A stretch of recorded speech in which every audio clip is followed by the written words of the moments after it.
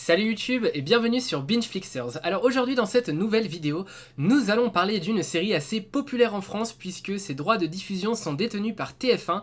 Il s'agit des Bracelets Rouges, voilà, donc c'est une série sur un hôpital tout simplement où il y a des adolescents qui ont tous différentes maladies. Il y en a qui sont atteints de cancer, il y en a qui ont des problèmes aux articulations, il y en a qui doivent se faire amputer, ce genre de choses là. C'est toujours des maladies assez graves, mais c'est vraiment des personnages qui ont une force de vivre, une force de caractère, qui sont vraiment assez uniques et qui sont géniaux tout simplement à suivre. Voilà, il faut savoir que Les Bracelets Rouges, c'est vraiment, je trouve, une très très belle série, vraiment une des meilleures séries disponibles sur TF1 avec Good Doctor, voilà, qui est une autre série que j'apprécie énormément. C'est vrai que je trouve que Les Bracelets Rouges, c'est une forme de série d'hôpital, mais qui ne ressemble à aucune autre.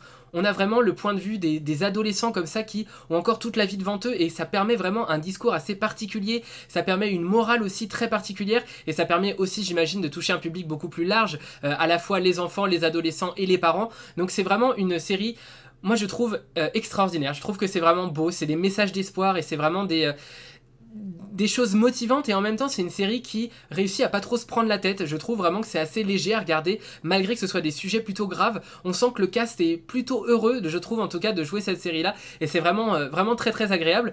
Il faut savoir qu'elle est donc disponible sur alors moi je l'ai regardé sur MyTF1 mais je crois que les saisons ne sont disponibles que quand quand la nouvelle saison passe à la télé.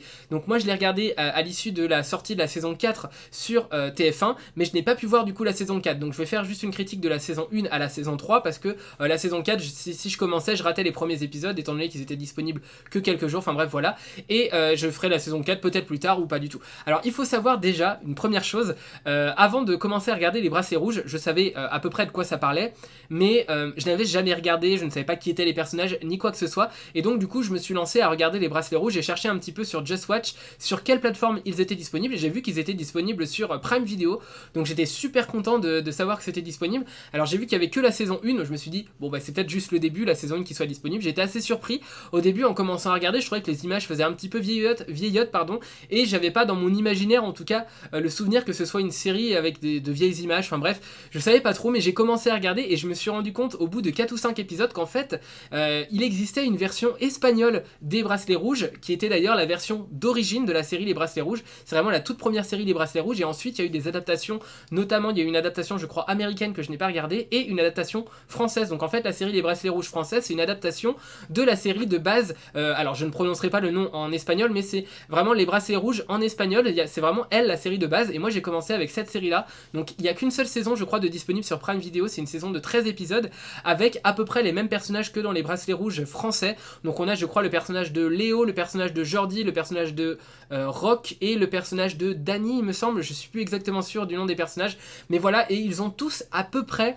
plus ou moins on va dire le même rôle que dans Les Bracelets Rouges français. On a donc le personnage de Léo qui est celui qui est présent depuis assez longtemps à l'hôpital, qui attend impatiemment une prothèse, mais la prothèse coûte hyper cher parce qu'en fait il s'est fait amputer d'une jambe, donc il doit avoir une prothèse pour pouvoir remarcher normalement et ne plus se déplacer en fauteuil. On a le personnage de Jordi qui est le nouveau arrivé dans l'hôpital parce que il doit, je sais plus s'il doit se faire opérer, mais en tout cas il a un cancer, donc voilà, il suit des séances de chimiothérapie et ils vont essayer de combattre ce cancer tout simplement, et en attendant il ne doit se déplacer que en fauteuil parce qu'il doit plus trop faire d'efforts, enfin bref quelque chose comme ça.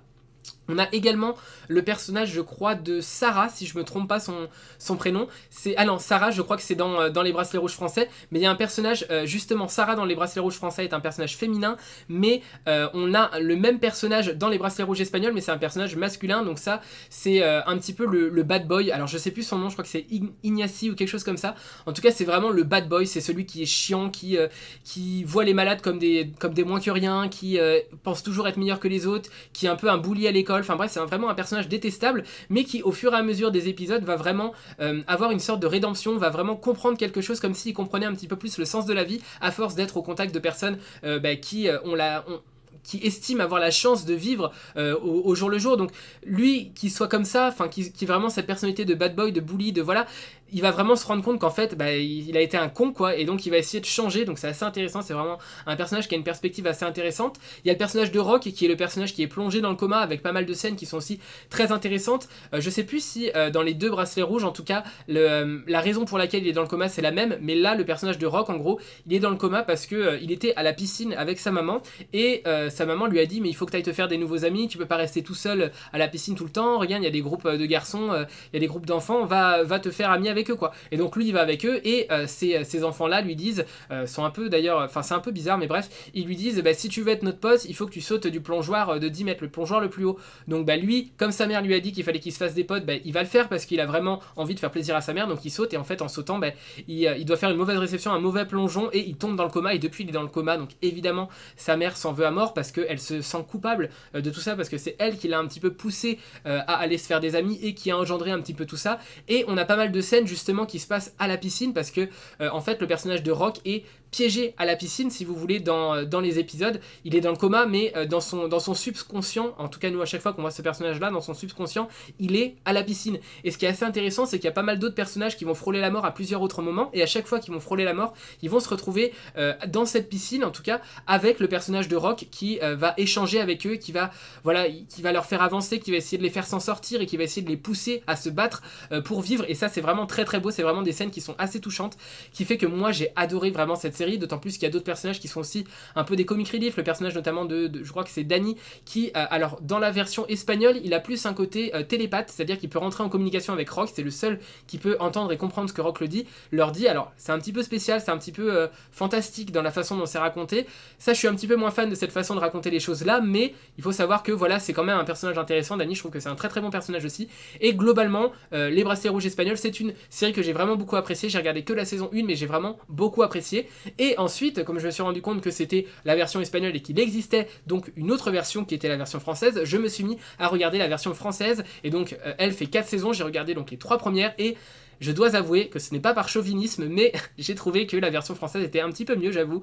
J'ai préféré cette version qui déjà est un petit peu plus moderne dans l'histoire qu'elle raconte, c'est-à-dire que on a pas mal d'intrigues qui sont, c'est moins des petites amourettes enfantines, c'est quelque chose de un peu plus recherché, avec un peu plus de diversité aussi, et c'est quand même plus intéressant dans le développement qui est fait de chaque personnage. On a vraiment, je trouve, des personnages qui ont une profondeur plus intéressante. Alors on n'a plus le personnage de Danny qui est vraiment laissé de côté, mais il est remplacé par le personnage de Mehdi, qui est vraiment là pour le coup le comic relief de la bande. C'est vraiment le comique, le personnage drôle, et ça marche à 100%. Il est vraiment assez rigolo à suivre. Voilà, c'est vraiment le moment de détente quand on a des moments un peu plus stressants, un peu plus important. Enfin voilà, lui il est toujours là pour remettre la bonne humeur au sein du groupe, et c'est vraiment hyper plaisant à suivre pour le spectateur. Ça permet aussi de souffler un petit peu des moments qui peuvent être un peu plus durs, et ça permet aussi d'avoir des moments encore plus intenses quand il y a vraiment une intrigue prenante, ou quand il y a vraiment des moments où les personnages sont au plus bas, au plus profond possible, qui vont vraiment mal. Ça permet vraiment d'avoir ces moments-là encore plus intenses, parce que